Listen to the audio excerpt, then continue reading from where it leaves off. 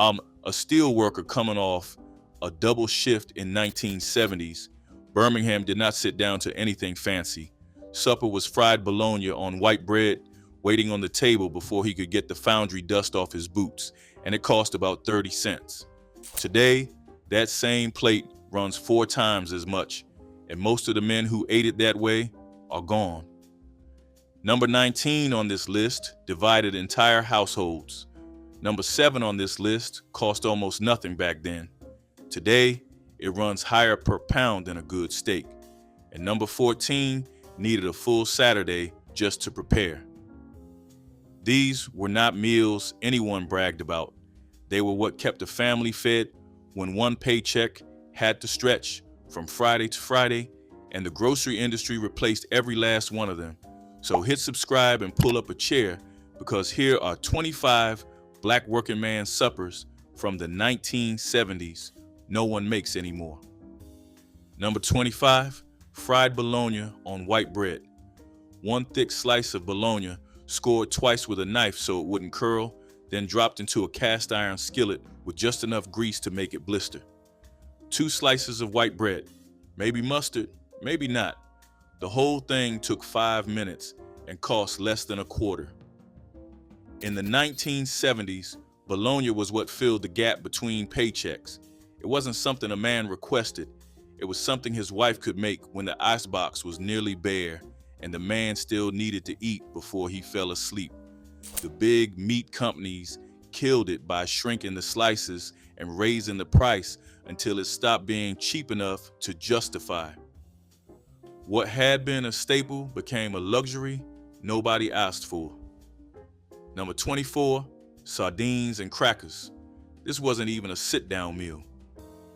A working man pulled a tin from the cabinet, peeled back the lid, and ate standing over the sink. Saltine crackers on the side, maybe a slice of raw onion if there was one. No cooking, no dishes, just protein and salt after 10 hours on a loading dock. Sardines were packed in cottonseed oil or mustard sauce, and a man could keep a dozen tins in the pantry for weeks without refrigeration.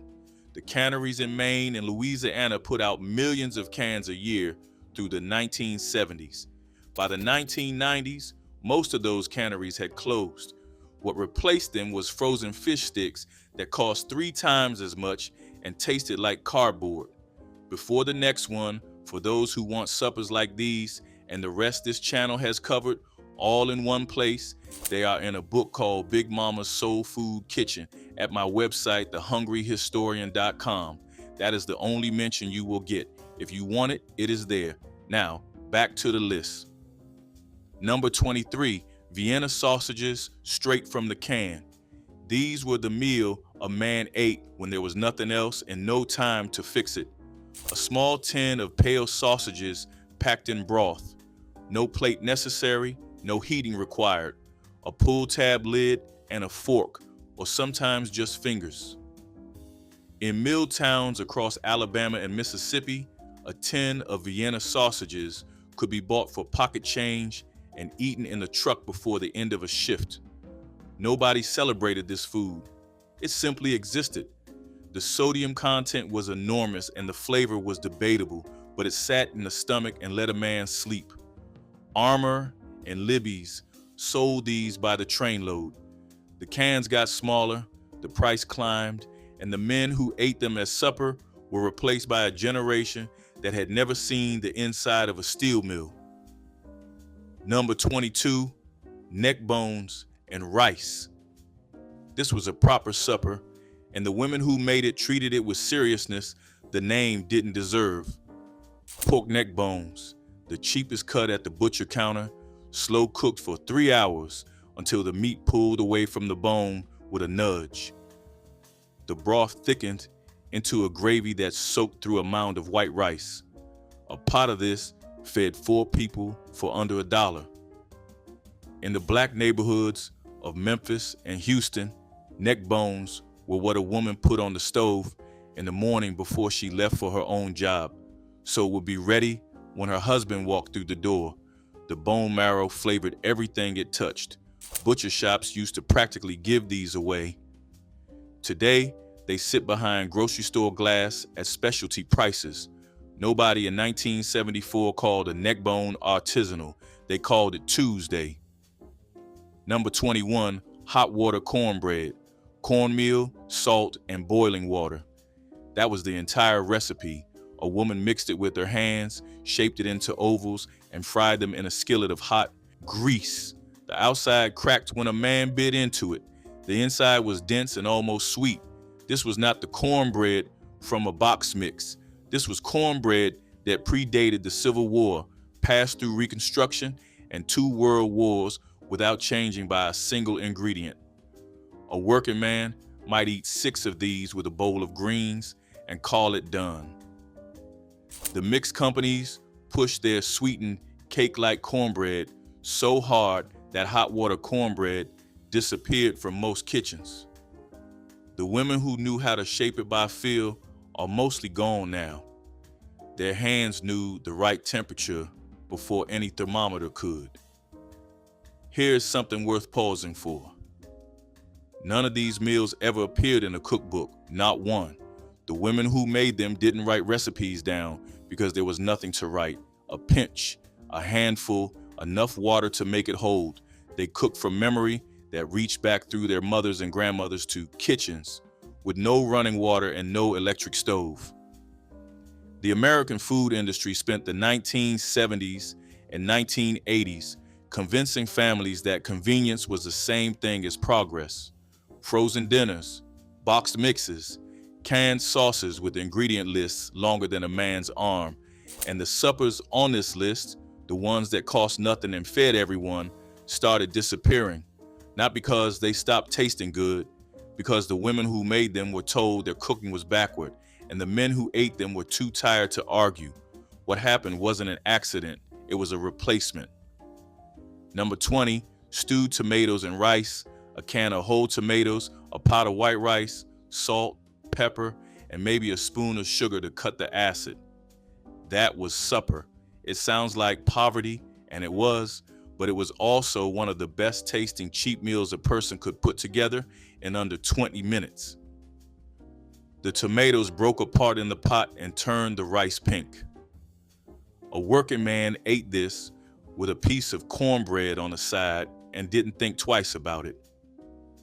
Stewed tomatoes and rice showed up in shotgun houses from New Orleans to Charlotte, always made the same way, always eaten without ceremony. The dish vanished, not because it failed, but because it was too simple to survive a generation that measured food by how complicated it looked on a plate. Number 19, liver and onions. This is the dish that split black households right down the middle. A man either loved it or he pushed the plate away and went to bed hungry. There was no middle ground with liver. Beef liver, sliced thin, dredged in flour with salt and pepper, then fried in a hot skillet with enough oil to make the edges crisp.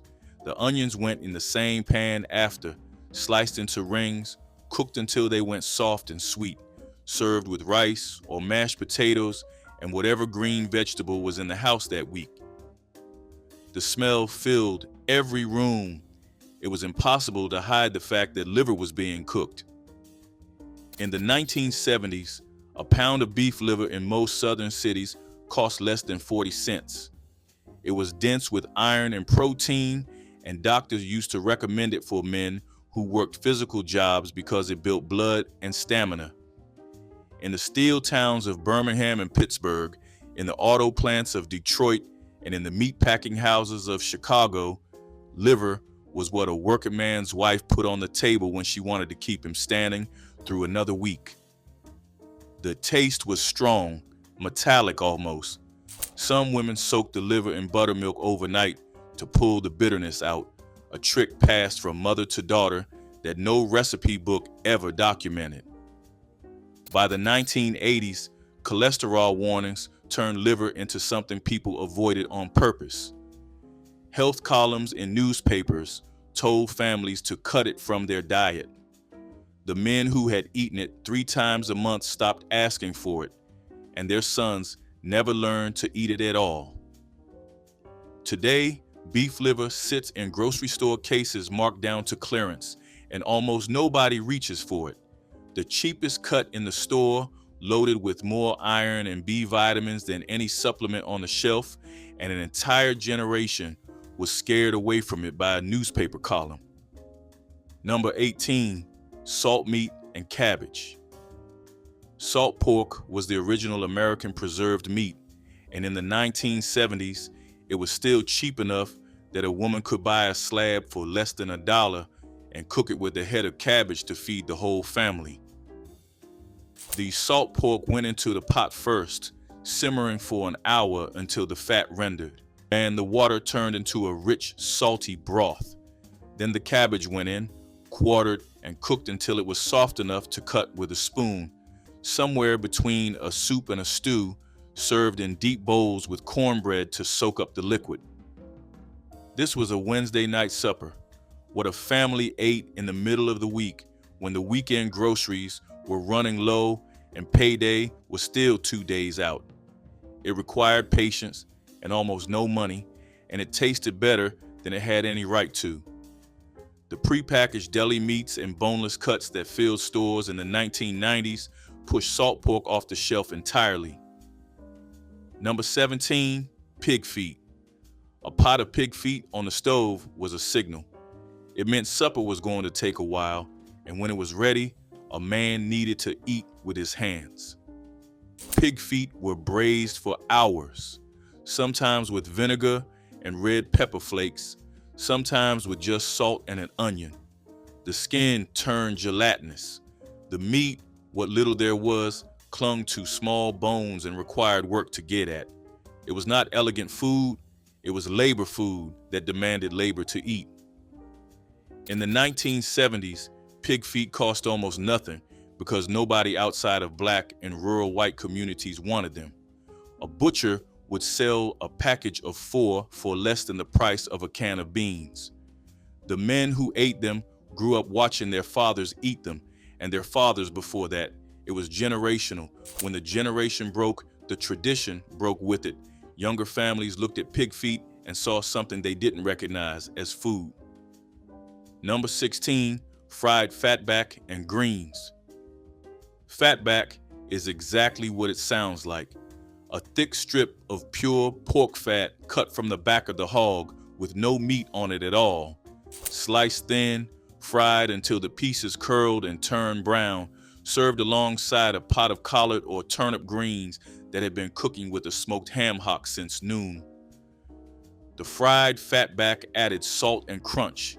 The greens added everything else. A working man in the Mississippi Delta or the factory neighborhoods of Gary, Indiana, ate this 2 or 3 times a week without thinking about it. Fatback cost next to nothing. The leftover cut that hog farmers practically gave away. When doctors started calling animal fat the enemy of the heart, fatback was the first casualty. It didn't fade, it was sentenced. Number 15, hog head cheese. Despite the name, there is no cheese in it. Hog head cheese is a cold meat terrine made from the cooked down head of a pig, set in its own natural gelatin, seasoned with vinegar, black pepper, and whatever spices a family kept on hand. The head had to be boiled for hours until every piece of meat fell from the bone. Then the meat was chopped, mixed with the reduced broth, poured into a mold, and left to set in the refrigerator overnight. By morning, it was solid enough to slice. A man ate it cold on white bread or crackers, usually for supper on a hot summer evening when nobody wanted to stand over a stove. In Louisiana, Mississippi, and the Carolinas, hoghead cheese sat in a deli case next to the Bologna and Braunschweiger. Local butchers made it in-house. The skill required to make it properly died with the generation that learned it, and the commercial versions that survive today are a shadow of what once sat on a working man's plate. Here's the part that doesn't get talked about. In the 1970s, the cuts of meat that built these suppers cost almost nothing because the rest of America didn't want them. Neck bones, pig feet, oxtails, fatback, organ meat. These were the parts the meat packing industry threw away or sold for pennies to whoever would take them. Black families took them. They turned what the industry called waste into food that held a man upright through 12-hour shifts and 90-degree summers. Then something shifted. The food world discovered these cuts. Oxtails showed up on restaurant menus at $40 a plate. Neck bones appeared in magazine recipes written by chefs who had never set foot in a shotgun house. The prices climbed. The men who had eaten these cuts their entire lives were priced out of their own food. The working man's supper wasn't forgotten. It was taken. Number 14, chitterlings. The full word is chitterlings, though almost nobody who actually cooked them ever called them that. These are the cleaned small intestines of a hog, and they required more preparation than any other meal on this list. The cleaning alone took hours. A woman had to wash them in cold water multiple times, removing every trace of waste, turning them inside out, scraping the lining with the knife. The smell during cleaning was enough to clear a house. There were no shortcuts. Once clean, chitterlings went into a pot with onion, garlic, vinegar, and red pepper flakes and simmered for 4 to 5 hours until they turned tender. Served with hot sauce and a side of greens, they were one of the most polarizing foods in the Black community. Some families reserved them for holidays, Thanksgiving and Christmas. Others ate them whenever a man brought home a bucket from the butcher, which in the 1970s cost less than $2 for 10 pounds. Cleaning chitterlings was not a chore, it was devotion, done by women who understood that a working man needed something real, and real food required real work. A man ate chitterlings in 10 minutes that his wife had spent half a day preparing, and the kitchen smelled like them for 2 days after. Younger generations refused to touch them, not because of the taste, which is mild and almost neutral when cooked properly, but because of the cleaning process and the stigma that mainstream food culture had attached to intestines. The word itself became something people whispered. What was once a staple of the Black working household became something people denied ever eating, even the families who had served them every Christmas for 50 years. That denial is its own kind of forgetting. Number 13, salmon croquettes. Canned pink salmon, mashed with egg and cracker crumbs, shaped into patties, fried in grease until the outside turned golden and crisp. One can made 6 patties. A man could eat 3 of them with white bread and be full. The women who made them bought the cheap pink salmon, never the expensive red sockeye, and the bones inside were soft enough to crumble right into the mix. Salmon croquettes were a Friday supper in many Black households, partly from Catholic neighbor influence on Southern food culture, partly because fish was cheaper than meat at the end of the week. They had a crispy outside and a soft, briny middle that was satisfying in a way frozen fish fillets never managed. When those frozen fillets flooded grocery stores in the 1980s, the can of salmon moved to the back of the shelf. Making croquettes required effort. The frozen aisle required none. Number 12, smoked sausage and rice. Sliced smoked sausage, browned in a skillet, mixed with rice, and maybe a can of tomatoes. This was the meal a woman could start when she heard her husband's truck pull into the yard and have on the table by the time he washed his hands. In the Carolinas and Georgia, smoked sausage came from local smokehouses that cured their own meat. A single rope of sausage fed a family of 4 when stretched with enough rice. No spice blend, no recipe card, just smoke and salt and starch. The local smokehouses closed one by one through the 1980s, replaced by vacuum-sealed national brands that tasted like salt and food coloring.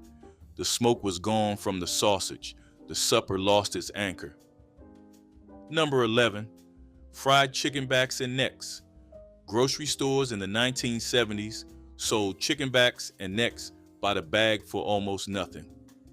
These were the parts left over after the breasts, thighs, and drumsticks were packaged at higher prices, seasoned with salt, pepper, and garlic powder, then fried in a deep skillet until the skin was dark and crackling. A man ate them with his hands, pulling small bites of meat from between the bones. There was no polite way to eat a chicken back. It required teeth and patience and a pile of napkins. Children fought over the necks. The backs had pockets of fat that rendered during frying and left the meat impossibly moist. Grocery chains stopped selling them to the public, grinding them into pet food and processed chicken meal instead. The profit was higher that way. A man's supper became an animal's. Number 10, fried corn and butter beans. This was a summer supper built from whatever the garden produced that afternoon.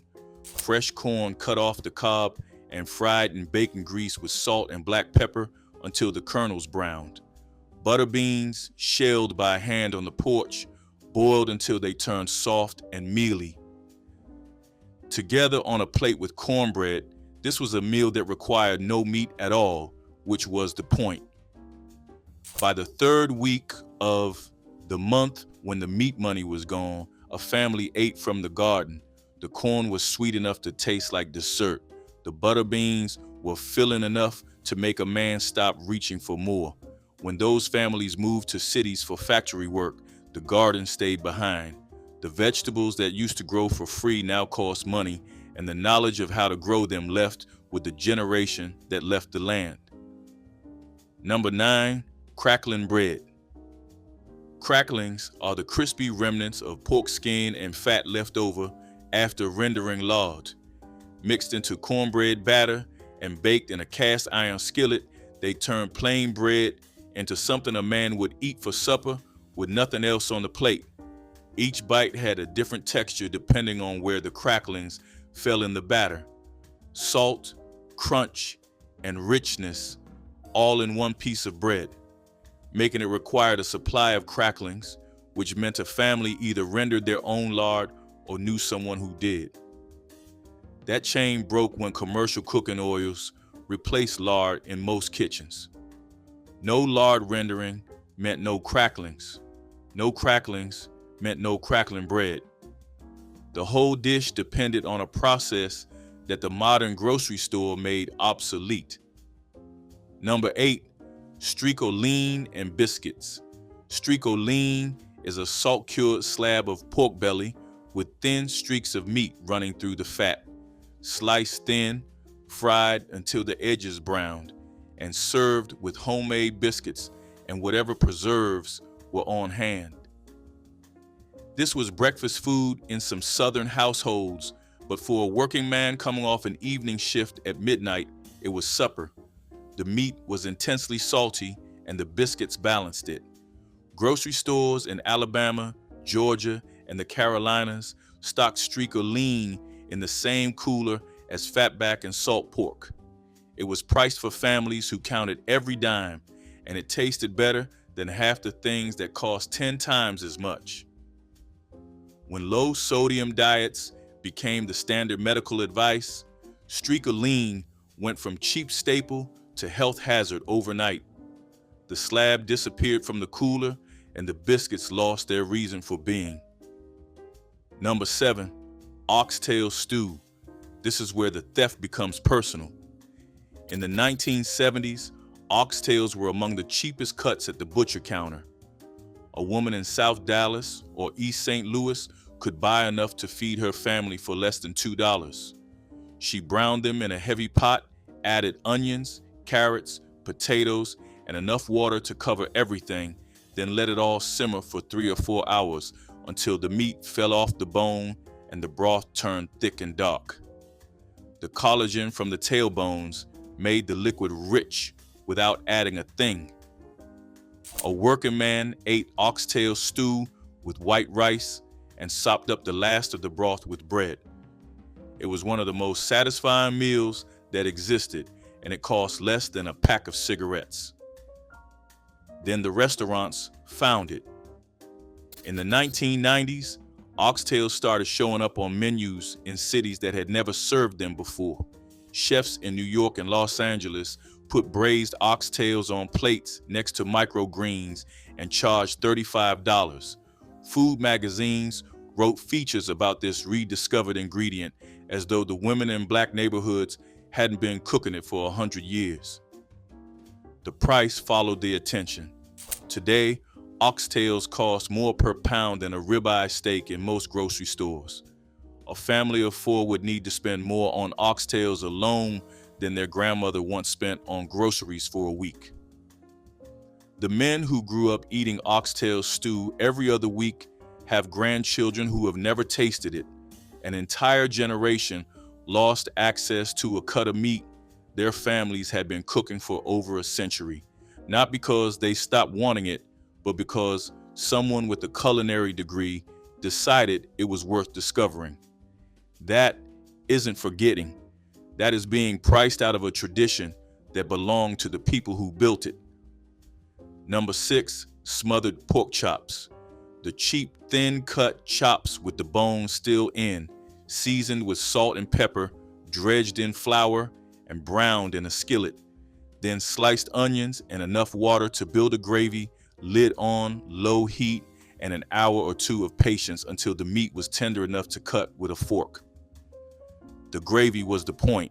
Thick, dark brown, peppery, it soaked into the rice underneath the chops and turned a simple plate into something a man looked forward to the way other men anticipated steak. Smothered pork chops were a payday supper, a Sunday supper, and a welcome home supper, depending on the week. The work was in the slow simmer. Modern boneless pork chops cook fast and dry out faster. They don't smother properly. The cut changed and the dish lost its architecture. Number 5, bean soup with ham hock. A bag of dried navy beans, a smoked ham hock, an onion, and water. All of it went into a pot in the morning and cooked until evening. By supper time, the beans had broken down into a thick, creamy mass, and the ham hock had surrendered every bit of its flavor to the broth. A man ate this with cornbread and hot sauce and went to bed satisfied on a meal that cost less than 50 cents for the whole pot. Ham hocks were the kind of cut that grocery stores almost apologized for stocking. Smoked, bone in, with barely enough meat to notice. But the smoke and the fat turned plain beans into something with real depth. Dry bean sales collapsed in the 1980s as canned beans took over. The ham hock followed. A meal that used to anchor the middle of the week vanished because it asked for the one thing the modern kitchen abandoned. Number 4, meatloaf stretched with bread and oats. The trick to a working man's meatloaf was making a pound of ground beef feed 5 people. The meat was mixed with torn bread, raw egg, diced onion, and oats until the loaf was twice the size the beef alone could manage. It baked for an hour, sliced firm, and went to the table with ketchup on top and mashed potatoes on the side. Nobody pretended it was gourmet. It was engineering. The bread and oats absorbed the beef fat and held the loaf together while stretching every ounce. A family that could afford meatloaf was doing better than a family eating neck bones, and everybody at the table knew it. Pre-made frozen meatloaf and burger patties ended the tradition of the hand-stretched loaf. The convenience won and the flavor loss. Number 3, Spam and eggs. This one carried a stigma it never deserved. Spam was a reliable, shelf-stable protein that a man could eat when the fresh meat was gone and payday hadn't arrived yet. Sliced thick, fried until the edges caramelized, and served with scrambled eggs and toast. It was a supper that took 8 minutes and filled a man up for the night. In the black working-class neighborhoods of Chicago and Detroit, Spam wasn't a punchline, it was inventory. A can in the cabinet meant a man would eat regardless of what happened that week. Hormel sold billions of cans through the 1970s, and the men who ate them for supper understood something food critics have never accepted. Reliability matters more than reputation when a body needs fuel. The jokes came later from people who had never been hungry enough to appreciate what a can of Spam could do at 11 at night after a shift. Number 2, pig ear sandwich. In the barbecue joints and lunch counters of the Deep South, a pig ear sandwich was a working man's regular order. The ears were boiled until tender, then sliced thin, grilled or smoked until the edges charred, and piled onto white bread with coleslaw, hot sauce, and pickles. The texture was unlike anything else, part crispy, part chewy, with a layer of cartilage that gave each bite a snap. It was not subtle food, it was food with personality. Pig ear sandwiches were sold from roadside stands in Mississippi, Alabama, and Memphis, places where a man could walk in with pocket change and walk out fed. When health department regulations tightened and the old lunch counters closed through the 1990s, the pig ear sandwich went with them. Chain restaurants don't serve pig ears. They serve chicken tenders. The swap says everything about what was lost. Number 1, Potlikker and cornbread. This was not a dish in the way the rest of this list is. Potlikker is the liquid left in the pot after greens have cooked for hours, dark green and rich with vitamins, flavored by whatever smoked meat went in with them. A ham hock, a turkey neck, a piece of salt pork. A man came home, poured a bowl of Potlikker, crumbled cornbread into it, and ate with a spoon. That was supper. The liquid that most kitchens poured down the drain was the meal itself. It was perhaps the most resourceful food tradition in American history, a community that found nourishment in what everybody else threw away. Potlikker kept families fed through the Depression, through the war, years, and into the 1970s, when the last generation of women who cooked greens all day was still standing at their stoves. Today, most people who cook greens dump the liquid without thinking. They don't know what they are pouring out. Everything on this list came from the same place, the stubborn refusal of working families to go hungry when the world offered them nothing to work with. They turned nothing into suppers that held a man upright. Macaroni and cheese with hot dogs was childhood in a bowl. You started with Kraft or Velveeta, stirred it until the cheese sauce turned bright orange and glossy, then dropped in sliced hot dogs and let the magic happen. It was salty, it was creamy, and it was a guaranteed win with kids who were otherwise impossible to feed. Some families added ketchup, some added peas, but most just kept it simple and let the cheese and dogs do all the work. It came together in 15 minutes. It cost next to nothing, and it felt like a reward at the end of the day. You could eat it on the couch, at the table, or straight from the pot. There were no rules. It was the dinner that babysitters made, that exhausted parents relied on, that kids learned to cook for themselves. It was not fancy, but it was honest, and that is what made it last. Macaroni and cheese with hot dogs was a dish that knew exactly what it was and never tried to be anything else. Chicken fricassee was the kind of dish that took its time and gave back even more. You started with an old hen or a young bird that would not roast right, cut into pieces, dusted in flour, and browned in a hot skillet until golden. Then came the onions, garlic, and broth, maybe a splash of milk or cream if you had it. Everything simmered low and slow until the chicken was so tender it practically melted off the bone. What you ended up with was a silky, comforting gravy and meat that tasted like it had been loved for hours. It was spooned over mashed potatoes, egg noodles, or even a thick slice of bread. No two fricassees were ever quite the same. Some were light, some were dark, some were thick, others were thin. But they all had that one thing in common. They were made with care. It used to be a farmhouse favorite, passed down in splattered notebooks and whispered kitchen instructions. If you ever get the chance to try it, you will understand why it mattered. Black-eyed peas with ham hock simmered in church kitchens year-round but held special significance on New Year's Day, when congregations gathered to eat them for luck and prosperity. Dried peas were soaked overnight, then cooked slowly with a single ham hock that released smoky, salty flavor, while onions and garlic added depth. The result was creamy beans in thick pot liquor served as soup or over rice, with ham hock's meat pulled from bone.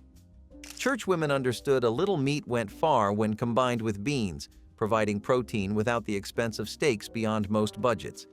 Black-eyed peas cost almost nothing, with dried bags available for pennies, perfect for feeding large crowds after Sunday service. The dish carried deep cultural significance, connecting congregations to Southern agricultural traditions and New Year's customs promising good fortune. Children ate them without complaint because Potlikker's richness made beans taste special, while adults appreciated both nutrition and continuity with tradition. Swiss chicken bake was the kind of casserole that came out of nowhere and took over every potluck and weeknight dinner table. You took chicken breasts, boneless, skinless, and layered them in a baking dish. Then came slices of Swiss cheese, melted right on top. Over that, you poured cream of chicken soup mixed with a splash of milk or sour cream. But the real finishing move? A thick blanket of seasoned stuffing from a box, spread over everything like a crunchy, buttery crown. The whole thing baked until bubbling, the top golden and crisp, the chicken tender and juicy underneath. It looked simple. It tasted like something a diner would charge extra for. The flavors were rich and satisfying, with just enough sharpness from the Swiss to keep you coming back. It was fast, filling, and felt like a real meal, even when it came straight from cans and packages. In the 1980s, that was the magic. You did not need to make everything from scratch. You just needed to make something everyone wanted to eat. Swiss chicken bake was that dish, humble, heavy, and completely unforgettable. Egg gravy over toast was a dish born of hens and hard times. When the pantry was bare but the chickens were laying, farm cooks got creative. They made a simple white gravy with milk, butter, and flour, then stirred in scrambled eggs until the sauce thickened and turned golden. That mixture got poured over slices of toasted bread, biscuits, or whatever was left from the day before. It was creamy, rich, and surprisingly filling, especially for something that barely cost a nickel to make. You could season it with pepper or salt, but not much else. It was not meant to be exciting. It was meant to get you through the day. Farm kids often ate it for supper or breakfast, especially in egg-heavy seasons when there were more yolks than coins. It fell out of fashion because it looked plain and felt poor. But the truth is, egg gravy was practical, protein-packed, and full of care. It was what you made when you had almost nothing and still wanted to put something warm in someone's belly. That kind of love never goes out of style. Fried whiting fish brought coastal traditions inland to fellowship halls, providing affordable protein that could feed large crowds without expensive fish like snapper. Whole whiting were cleaned and scaled, then scored on both sides before being heavily seasoned with salt, pepper, cayenne, and garlic powder. The fish were dredged in seasoned cornmeal, creating crunchy golden coating when dropped into hot oil, with flesh inside staying white, flaky, and tender, while exterior turned crisp. Church fish fries became community events where men gathered around outdoor fryers while women prepared sides, with smell drawing neighbors from blocks away. Whiting was among cheapest fish available, with whole fish costing just pennies per pound and small bones that could be eaten when properly fried.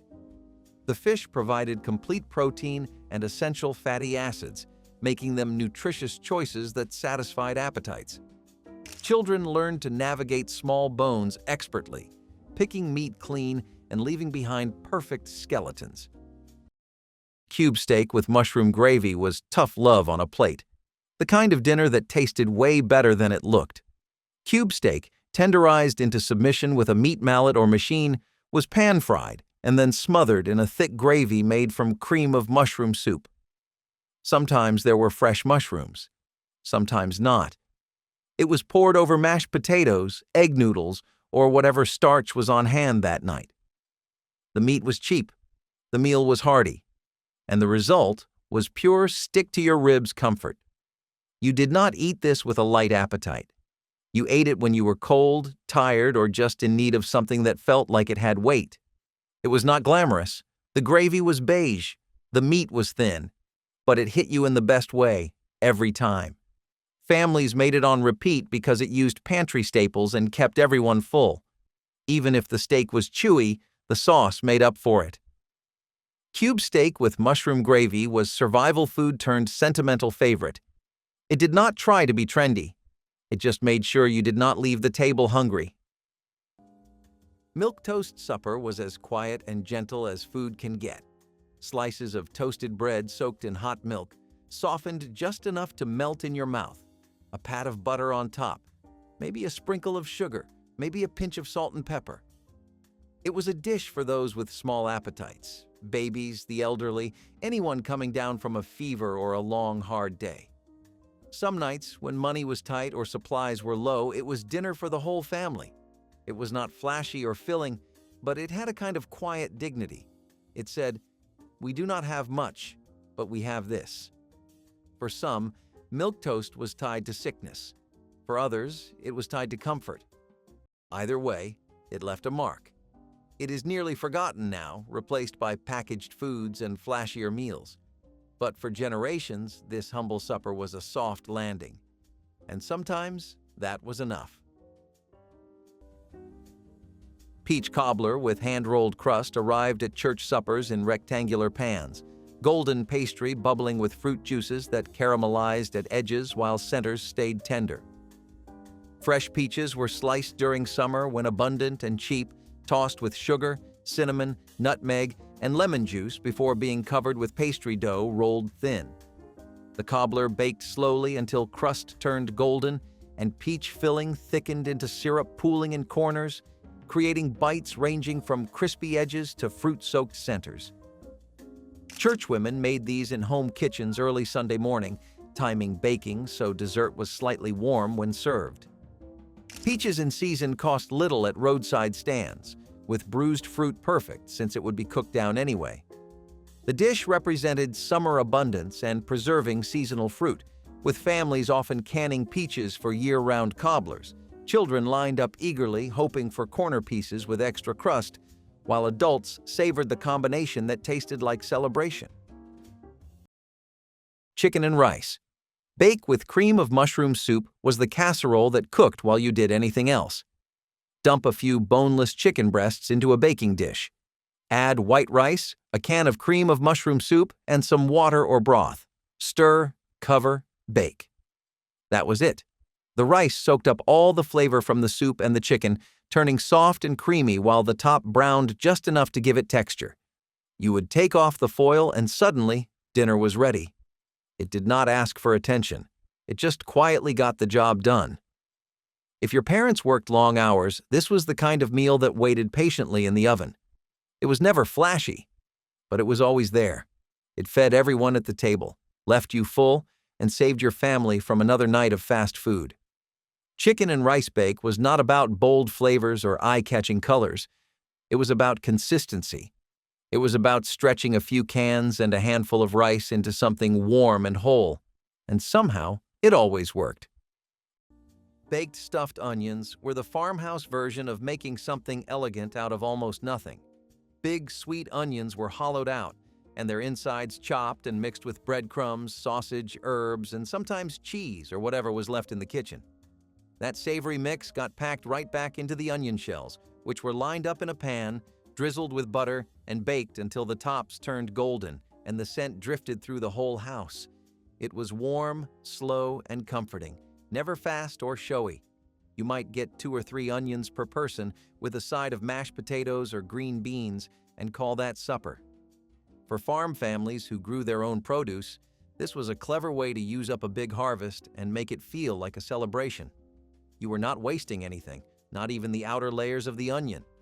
But like so many recipes that took time and attention, baked stuffed onions faded away. Maybe it was the rise of quick dinners, maybe it was the loss of gardens. Either way, this was a dish that fed bellies and gave you the kind of quiet pride that only comes from making do beautifully. Neck bones and rice transformed what butchers considered scraps into rich, satisfying meals with minimal expense and maximum flavor. Pork neck bones were browned in large pots until caramelized, then simmered for hours with onions, garlic, and bay leaves until meat fell from bone. White rice served as bed for tender meat and thick gravy, providing complete nutrition. Church mothers understood neck bones required patience and proper seasoning, transforming tough cuts through slow cooking. These bones cost almost nothing at Black-owned butcher shops, making them perfect for feeding crowds on limited budgets.